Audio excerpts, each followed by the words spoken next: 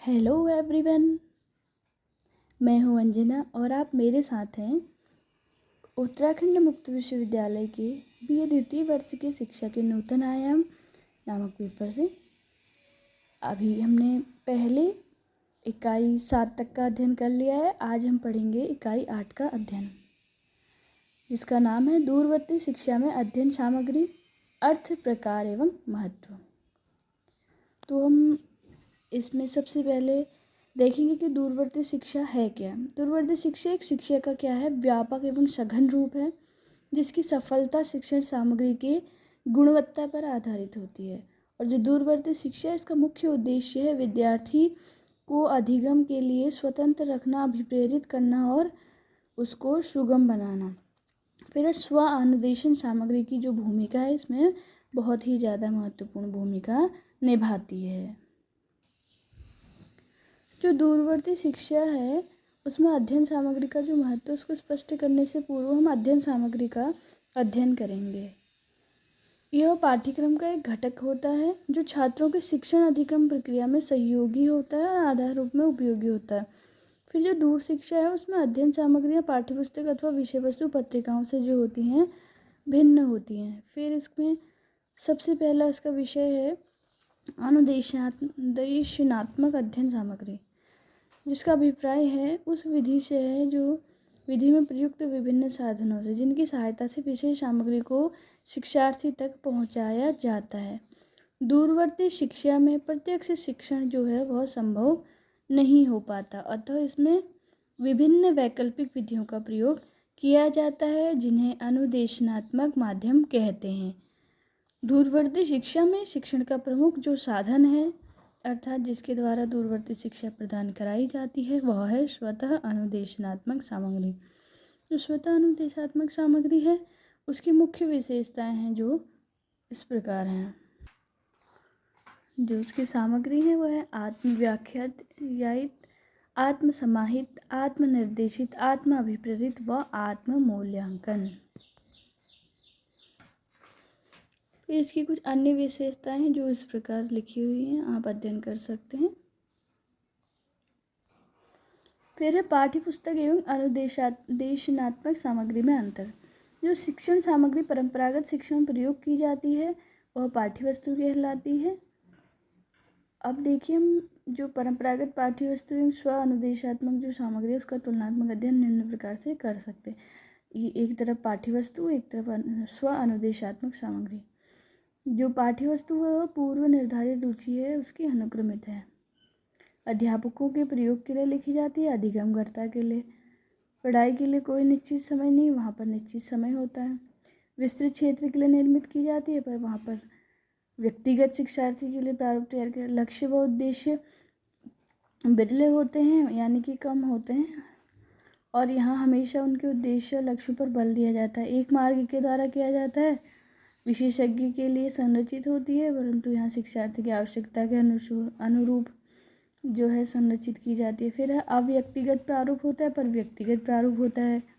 निष्क्रियता में बल दिया जाता है पाठ्यवस्तु में, यहाँ है कि सक्रिय अनुक्रिया की आवश्यकता ज़्यादा पड़ती है। फिर है स्व अनुदेशात्मक सामग्री के प्रमुख गुण। आप देख सकते हैं जो स्व अनुदेशनात्मक सामग्री है उसके गुण ये हैं: व्यक्तिगत अध्ययन, स्वगति अध्ययन, निजी अधिगम, किसी समय, किसी स्थान तथा किसी संख्या पर उपलब्ध होना, प्रमाणीकृत विषय वस्तु, विशेषज्ञ विषय वस्तु, संरचित शिक्षण, सक्रिय अधिगम, प्रवाही पृष्ठपोषण, सुस्पष्ट उद्देश्य। फिर इसमें जो है मुद्रित अध्ययन सामग्री आती है। इसमें क्या होता है कि शिक्षार्थी को अनुदेशन जो होता है उसमें मुद्रित सामग्री से दिया जाता है क्योंकि यह दूरस्थ शिक्षण की बहुमाध्यम वाली प्रक्रिया है। फिर है अमुद्रित माध्यम, इसकी भी इसमें शिक्षण में बहुत महत्वपूर्ण भूमिका होती है। संप्रेषण माध्यम से तात्पर्य उन साधनों से है जिनकी सहायता से शिक्षण अधिगम प्रक्रिया को रुचिकर बनाया जा सकता है। इसके अंतर्गत Doordarshan, radio, computer, audio, video cassette, film, projector आदि आते हैं। फिर पाठ्य सामग्री का नियोजन एवं विकास। अब जो पाठ्य सामग्री है उसके नियोजन के अनेक उपागम हैं। सामान्यतः कार्य पाठ्यक्रम सलाहकार समिति द्वारा किया जाता है। इस समिति में जो शैक्षणिक स्टाफ, लेखक, संपादक, विषय विशेषज्ञ, प्रशासक, तकनीकी विशेषज्ञ आदि को इसमें सम्मिलित किया जाता है। पाठ्यक्रम विकास में विभिन्न विकास योजनाओं से संबंधित अभिकरणों, उद्योगों एवं सरकारी मंत्रालयों आदि से भी सहयोग प्राप्त किया जाता है। विभिन्न सर्वेक्षणों एवं शोध निष्कर्षों तथा प्रोजेक्ट कार्यों से भी पाठ्यक्रम नियोजन में सहायता प्राप्त की जाती है। फिर है पाठ लेखन। पाठ लेखन का कार्य जो होता है पाठ लेखक का होता है। यह कार्य दो प्रकार से किया जाता है, एक लेखक द्वारा ही, दूसरा लेखकों की टीम द्वारा। एक जो एकल लेखन है वो भी दो प्रकार से लेखकों द्वारा किया जाता है। पहला पूर्णकालिक लेखकों द्वारा, दूसरा अल्पकालिक लेखकों द्वारा। टीम द्वारा जो लेखन होता है उसमें दूरवर्ती शिक्षा में पाठ इकाइयाँ विभिन्न विशेषज्ञों द्वारा एक साथ मिलकर तैयार किया जाता है, तब वो अधिक प्रभावी हो जाता है।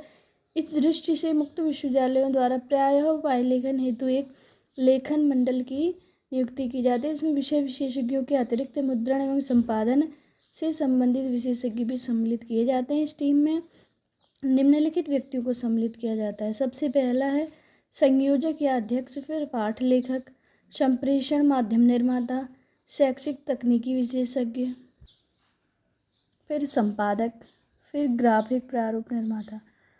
फिर अगला टॉपिक है हमारा पाठ्य सामग्री का संपादन। पाठ्य लेखन के पश्चात उसकी पांडुलिपि जो मुद्रण हेतु भेजी जानी होती है, किंतु मुद्रण से पूर्व उसे संपादित करने की आवश्यकता होती है ताकि उसमें मुद्रण के समय कोई गलती ना हो, त्रुटि ना हो।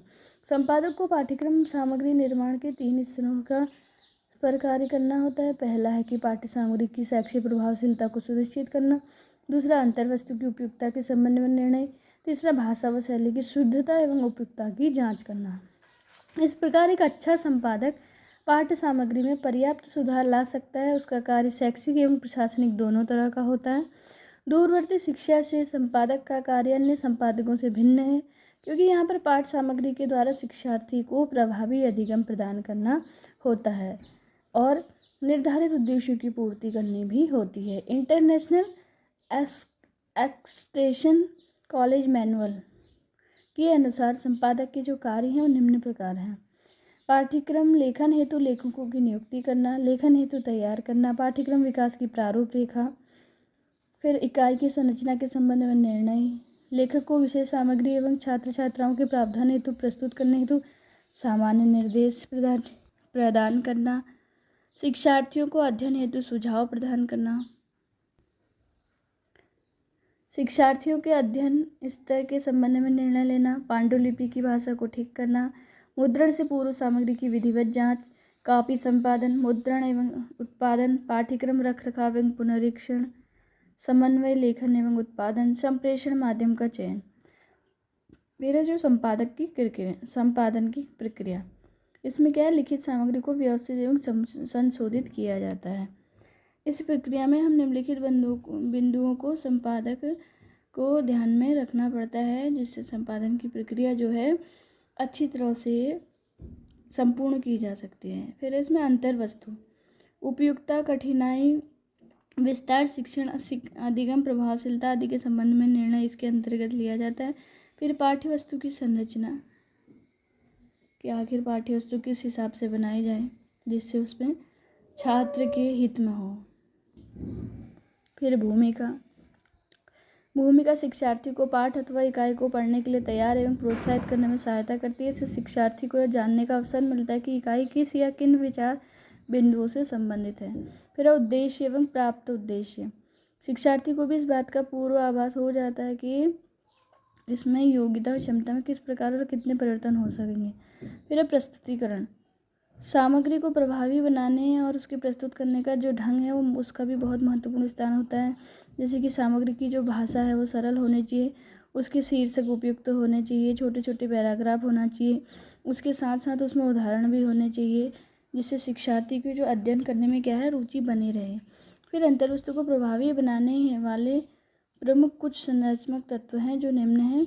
उनमें है विचार बिंदुओं के आधार पर उपयुक्त भागों एवं उपभागों को विभक्त करना, सरल एवं स्पष्ट भाषा का प्रयोग, छोटे वाक्य एवं छोटे पैराग्राफों का प्रयोग, वार्तालाप शैली का अधिक से अधिक प्रयोग। चित्र, रेखा चित्रों, ग्राफों, आंकड़ों को का आवश्यकता अनुसार प्रयोग। अंतर वस्तु का तार्किक क्रम में प्रस्तुतिकरण।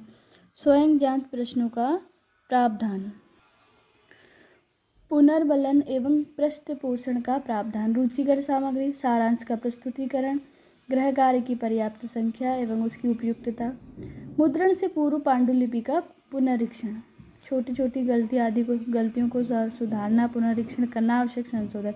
फिर है मुद्रण हेतु पांडुलिपि की जो टाइप कॉपी तैयार करना। कॉपी संपादन हेतु टाइपिस्ट को आवश्यक निर्देश जो है कि टंकित सामग्री का निरीक्षण किया जाए, आवश्यक संशोधन किए जाए, समुचित ढंग से टाइप प्रस्तुत किया जाए, वर्तनी की अशुद्धि को दूर किया जाए, विराम चिन्हों का सही ढंग से उसमें उपयोग किया जाए, उसे प्रस्तुत किया जाए। तो संपादक को इस कार्य को सावधानीपूर्वक करना चाहिए, जिससे जो टाइप कापी है उसमें आवश्यक संशोधन करने के उपरांत एक कॉपी मुद्रक को सौंपनी चाहिए तथा दूसरी कॉपी अपने पास सुरक्षित रखनी चाहिए। फिर है मुद्रण के प्रकार के संबंध में निर्णय लेना। मुद्रण तकनीकी के विकास ने मुद्रण के अनेक साधन भी विकसित किए हैं। संपादक शैक्षणिक के साथ साथ प्रशासनिक अधिकारी भी होता है, तो अपनी आवश्यकताओं एवं संसाधनों के अनुसार उसे मुद्रण के प्रशासनिक तरीके का भी चयन करना होता है। मुद्रण के विभिन्न तरीकों से अपने लाभ और कमियां होती हैं। स्वतः अनुदेशनात्मक सामग्री के मुद्रण हेतु सामान्यतः 4 साधन का प्रयोग किया जाता है, जैसे कि photostat copy machine, stainless duplicate machine, परंपरागत मुद्रण तकनीकी, ऑफसेट लिथो मुद्रण तकनीकी। जो फोटोकॉपी मशीन से टाइप की गई सामग्री को हूबहू प्रतियां प्राप्त करती है। शिक्षार्थियों की संख्या कम हो या सामग्री बहुत प्रतियां तैयार हो, क्योंकि अधिक संख्या में प्रतियां निकालने पर यह बहुत खर्चीली बैठती है।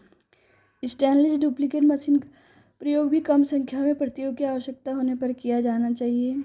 इसमें विशेष सामग्री को स्टेंसिल कागज पर टाइप अथवा स्टेंसिल पेन के प्रयोग से चित्रित किए जा सकते हैं।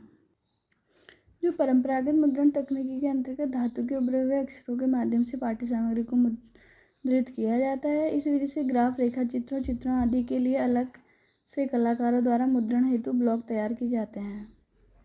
और समय से पहले इस विधि का सर्वाधिक प्रयोग प्रचलित था। ऑफसेट लिथो मुद्रण जो है मुद्रण की नवीन तकनीक है। इसके अंतर्गत पाठ्य सामग्री को फोटोग्राफिक्स के माध्यम से कागज, प्लास्टिक अथवा धातु प्लेट पर परिवर्तित स्थानांतरित कर लिया जाता है। इसे ऑफसेट लिथो सिद्धांत के आधार पर हजारों प्रतियां सरलता से बनाई जा सकती हैं। बड़ी संख्या में पुस्तकों की छपाई हेतु वर्तमान समय में इसी विधि का प्रयोग किया जा रहा है। मुद्रक को आवश्यक निर्देश प्रदान करना। फिर है कि जो मुद्रक है उसको निर्देश किस प्रकार, जो अनुदेशात्मक सामग्री है उसको प्रस्तुत करने का ढंग, इकाई का शीर्षक, छपाई की कलात्मकता, पृष्ठ का आकार तथा कागज की गुणवत्ता आदि शिक्षार्थी की इकाई का शीर्षक आकर्षित करता है। तो संपादक को इन बिंदुओं पर ध्यान देना होता है। इसके लिए उसे मुद्रक को आवश्यक निर्देश देना होता है, जिससे कि जो मुद्रण कार्य है वो अच्छे से हो सके। अक्षरों के आकारों को तकनीकी भाषा में पिच कहा जाता है। कंपोजिंग की शुद्धता की कच्चे मुद्रण द्वारा जांच। मुद्रण स्टाफ अपने कार्य में तो कुशल हो सकता है, किंतु वे विषय अथवा विषय सामग्री विशेषज्ञ नहीं होते। कंपोजिटर द्वारा पाठ्य सामग्री की कंपोजिंग यद्यपि सावधानी पूर्वक की जा सकती है, किंतु कभी कभी जल्दबाजी में अथवा थकान आदि के कारण कुछ गलती हो जाती है। कच्ची मुद्रित सामग्री की पुनः जांच की जाती है तथा वास्तविक टाइप कॉपी से इसको अक्षर एवं विराम चिन्ह आदि से मिलाया जाता है।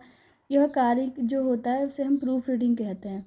अच्छे मुद्रकों के स्टाफ में प्रूफ रीडर भी होते हैं, किंतु फिर भी इस कार्य का अंतिम दायित्व संपादक का ही होता है। यह कार्य बहुत ही सावधानी एवं धैर्यपूर्वक किया जाना चाहिए, क्योंकि रीडिंग के बाद भी अगर कोई त्रुटि रह जाती है तब त्रुटि मुद्रित सामग्री में सदैव बनी रहेगी तथा उसको दूसरे संस्करण में ही दूर किया जा सकेगा। कंपोजिंग की सामान्य त्रुटियां निम्न प्रकार हो सकती हैं, जैसे कि वर्तनी संबंधी अशुद्धियाँ, किसी अक्षर का छूट जाना, किसी लाइन अथवा पैराग्राफ का छूट जाना, विराम चिन्हों की गलतियाँ, अंतर वस्तु की गलत व्यवस्था, शब्दों एवं पंक्तियों अथवा पैराग्राफ के बीच असमान दूरी या रिक्त स्थान का छोड़ जाना, चित्रों, अभ्यास कार्यों आदि के स्थान एवं प्रस्तुतिकरण क्रम में त्रुटि, बड़े एवं छोटे अक्षरों का गलत प्रयोग। प्रूफ रीडिंग के स्तर। जो प्रूफ रीडिंग है वो 3 स्तर पर की जाती है: प्रारंभिक स्तर, सामान्य जांच स्तर, अंतिम जांच। फिर नवीन संस्था नवीन पाठ्यक्रम को प्रारंभ करने हेतु संपादक का कार्य। यह कोई विशेष कठिनाई इसमें होती नहीं है, किंतु यदि संस्था भी नई हो और पाठ्यक्रम भी नया हो, उसे जिसमें पूर्व अनुभव ना हो, तो तब संपादक कार्य जो है संपादकीय कार्य कठिन हो जाता है। इसमें कई प्रकार की समस्या आती है जो उनका सामना करना पड़ सकता है। अतः इस स्थिति में संपादक को स्वतः अनुदेशात्मक सामग्री के निर्माण हेतु निम्नलिखित स्तरों से गुजरना पड़ सकता है। विषय विशेषज्ञों से संपर्क करना,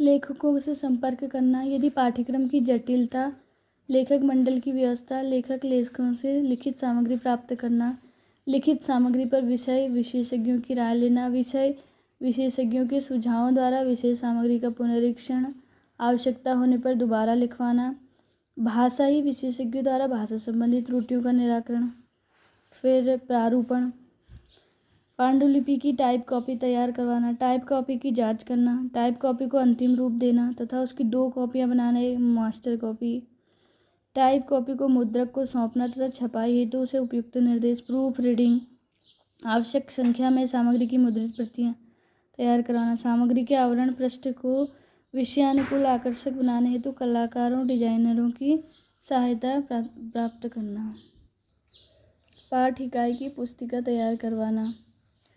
इन्हें जब उपयुक्त सभी कार्यों में निष्पादन में संपादक को अनेक प्रकार की जो कठिनाई इसका सामना करना पड़ सकता है, पर सबसे प्रमुख समस्या यह है कि लेखकों की सेवाएं प्राप्त करने की होती है। दूरवर्ती शिक्षा में अध्ययन सामग्री का महत्व क्या है?